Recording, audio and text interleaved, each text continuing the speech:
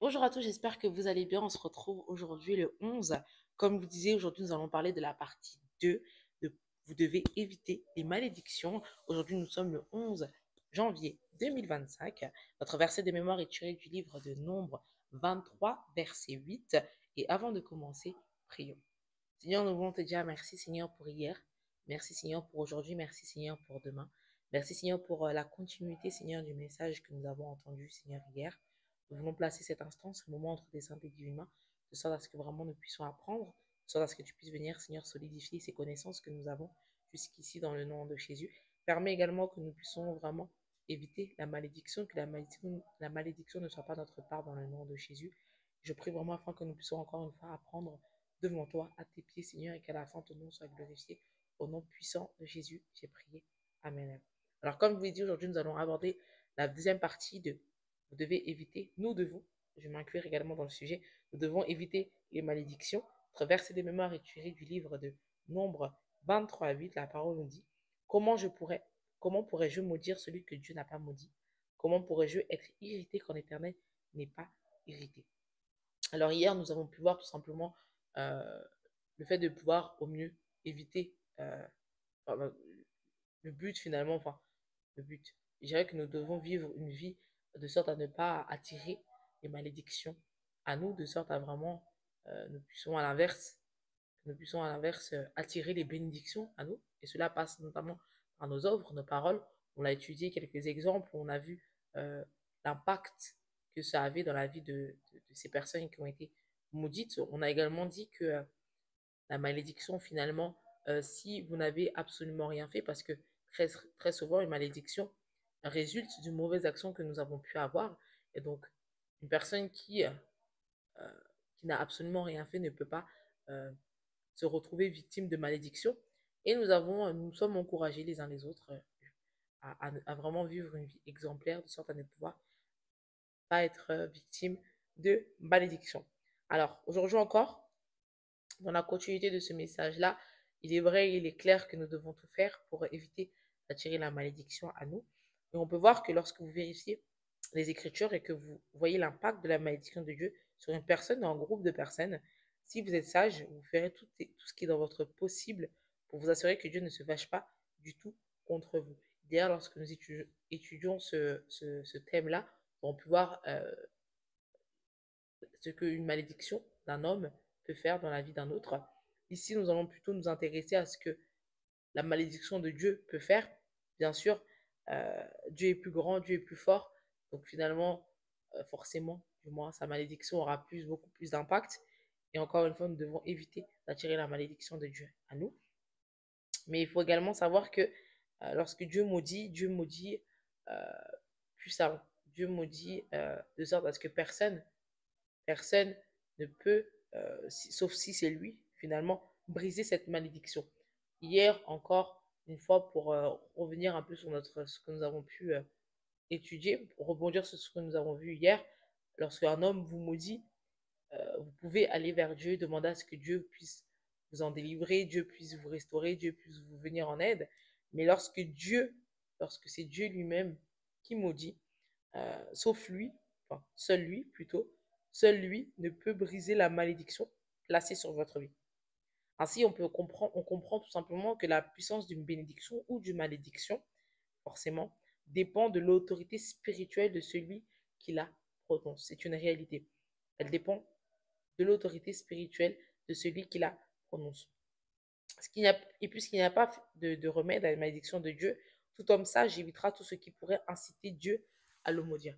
Dieu est tellement miséricordieux, Dieu est tellement patient avec nous, Dieu est tellement euh, bienveillant à notre égard que lui, son but, c'est pas de nous maudire. Pas du tout. Et je pense certainement qu'il y a très peu de choses qui poussent Dieu à nous maudire.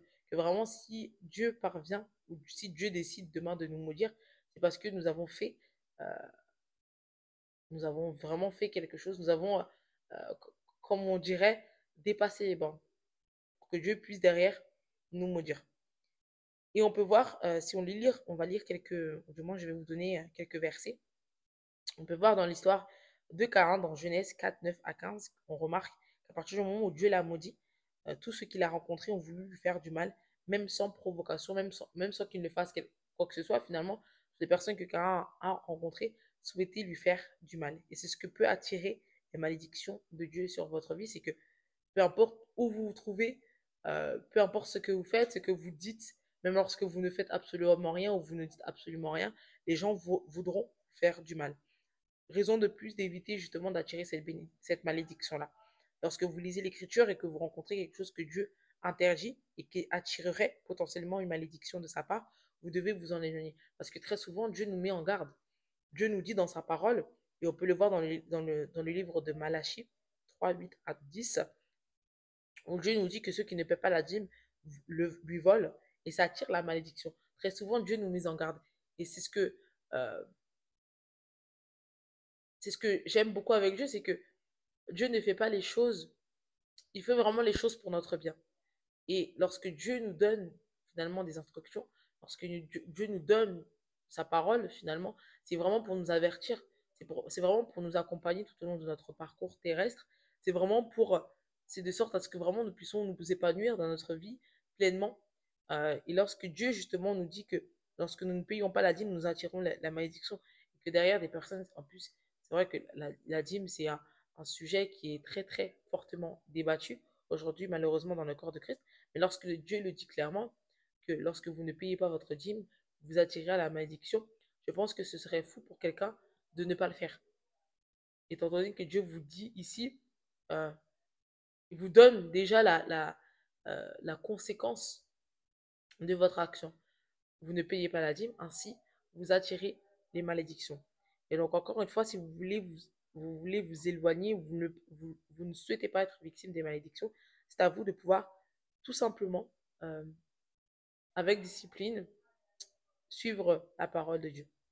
De plus, dans Deutéronome 28, 15 à 20, Dieu a dit que si les enfants d'Israël n'écoutaient pas sa voix et n'obéissaient pas à ses commandements, certaines malédictions viendraient sur eux et les atteindraient. Encore une fois, Dieu met en garde. Dieu met en garde, Dieu est patient, Dieu répète à plusieurs reprises, mais encore une fois, c'est à nous de faire ce qui... Enfin, finalement, le choix nous revient dans le sens où c'est soit nous obéissons, soit nous décidons de désobéir, mais de part et d'autre, nous subirons les conséquences. Dieu peut aussi bien nous bénir et Dieu désire nous bénir, mais Dieu peut également vous maudire si demain vous ne faites pas ce qu'il vous ordonne de faire, ce qu'il vous invite à faire, ce qui vous pousse à faire.